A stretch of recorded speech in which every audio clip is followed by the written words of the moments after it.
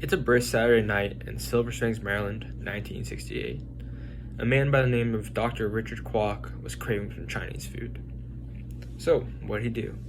He called some of his colleagues up and asked them if they wanted to get some Chinese food. Dr. Kwok was actually craving some good old stir-fried beef and broccoli. It's a classic Chinese dish, and after he ate it, he felt satisfied and full. So, after he went back home though, he felt sick and dizzy and a little thirsty. So, what would a sane person do after they're feeling those kind of sick feelings? Of course, you'd get some water or take the night off and sleep it off. But not our good friend Dr. Kwok. He went and wrote a letter to a distinguished journal, the New England Journal of Medicine. He pretty much described the fact that after every time he ate Chinese food, he felt dizzy and sick. Little did he know, but those words and those letters that he wrote actually went on to get published.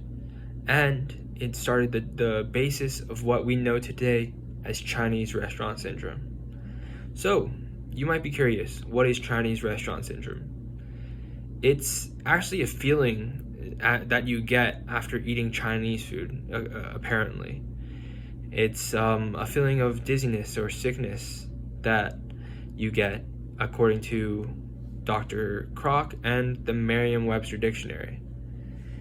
In reality, the MSG gives a flavor of umami, and umami is actually one of the 5 major taste groups. It goes savory, I meant not savory, sweet, salty, sour, bitter, and umami. And umami is a kind of a combination of all the previous tastes. It's a pack of flavor, and it's hard to describe, but it can be naturally found in tomatoes and mushrooms, and it's used and MSG is actually used in Doritos, and not just Chinese food. It's also used in a lot of European cuisine and in ranch dressing. So it's not specifically only towards Chinese food, which has been a major misconception throughout recent times. And it's actually gained the Chinese restaurant syndrome definition actually gained popularity from Dr. Kwok's letter and from Merriam-Webster Dictionary, who actually published the definition online, and it's still up to this day. And it's really hurt Chinese people. It's really created stereotypes about Chinese food and how it's really good and it really tastes good, but it leaves you feeling bad. It leaves you feeling terrible after eating it. And as a Chinese person myself, I've been subject to these kind of claims, and it's really hurt as the whole of Chinese as well, Chinese people as well.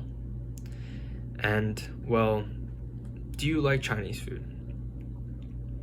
And if you do, have you ever felt sick or dizzy after eating Chinese food? Well, that feeling's actually most likely due to the fact that you've had a lot of salt or have been dehydrated.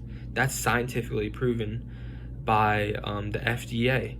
And it's unfortunate that the term of Chinese restaurant syndrome is due to MSG and Chinese food specifically.